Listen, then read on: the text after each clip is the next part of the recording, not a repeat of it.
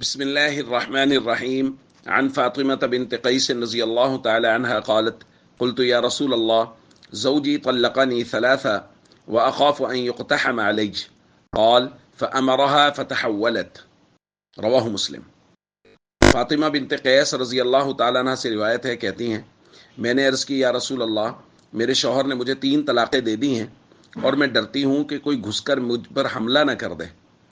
اس پر نبی کریم صلی اللہ علیہ وسلم نے ان کو حکم دیا اور انہوں نے اپنی جگہ بدل لی۔ دوستو، عدت کے متعلق احکام بیان کیے جا رہے ہیں۔ اس میں سے ایک حکم یہ ہے کہ وہ عورت جو عدت کا وقت گزار رہی ہے وہ اسی جگہ پر عدت گزارے جہاں اس کے شوہر نے اس کو رکھا ہوا ہے۔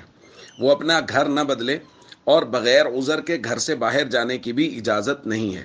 ہاں کوئی مجبوری ہے، عورت بیمار ہے، دوائی لینے کے لیے جانا ہے یا اس طرح کا کوئی عذر ہے تو اس کی صورت میں تو اجازت ہو سکتی ہے، وگرنہ عورت کے لیے سفر کرنا، عورت کے لیے گھر بدلنا، بغیر عذر کے گھر سے باہر نکلنا، اس کی شریعت کی نظر میں گنجائش نہیں ہے۔